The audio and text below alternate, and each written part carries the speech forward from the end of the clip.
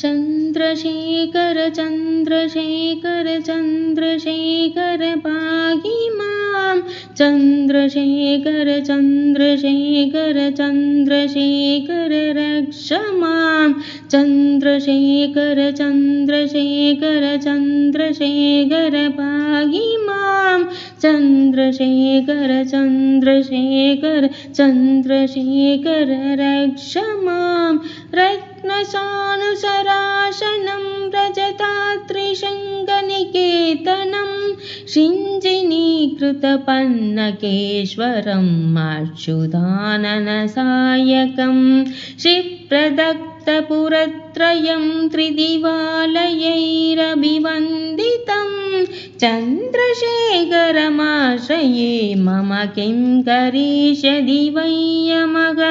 चन्द्रशेखर चन्द्रशेखर चन्द्रशेखर पाहि मां चन्द्रशेखर चन्द्रशेखर चन्द्रशेखर रक्ष मां पञ्चपादपपुष्पगन्धपदाम्बुजद्वयशोभितं बाललोचनजातपावकतक्तमन्मद विग्रहं भस्मदिक्तकलेपरं भवनाशनं भवमव्ययं चन्द्रशेखरमाश्रये मम किं करिष्यति वै यमः चन्द्रशेखर चन्द्रशेखर चन्द्रशेखर पाहि मां चन्द्रशेखर चन्द्रशेखर चन्द्रशेखर रक्ष मां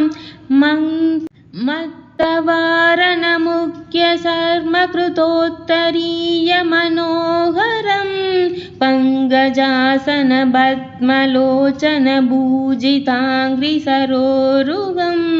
देवसिन्धुतरङ्गश्रीकरसिक्तशुभ्रजडाधरं चन्द्रशेखरमाश्रये मम किं करिष्यति वै यमः चन्द्रशेखर चन्द्रशेखर चन्द्रशेखर पाहि मां चन्द्रशेखर चन्द्रशेखर चन्द्रशेखर रक्ष मां यक्षराजसगम्बगाक्षहरं भुजङ्गविभूषणं शैलराजसुधापरिष्कृतचारुवाम कलेबरं स्वेदनीलकलं परश्वदधारिणं मृगधारिणं चन्द्रशेखरमाश्रये मम किं करिष्यति वै यमः चन्द्रशेखर चन्द्रशेखर चन्द्रशेखर पाहि मां चन्द्रशेखर चन्द्रशेखर चन्द्रशेखर रक्ष मां कुण्डलीकृतकुण्डलेश्वरकुण्डलं वृषवागनं नारदादिमुनीश्वरस्तुतवैभवं भुवनेश्वरम् अन्धकान्तकमाश्रितामरपादपं शमनान्तकं चन्द्रशेखरमाश्रये मम किं करिष्यति वै यमः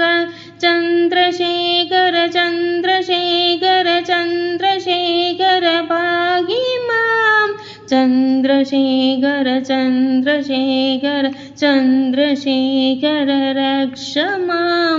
भेषजम्बवरूकिणामखिलापदामबहारिणं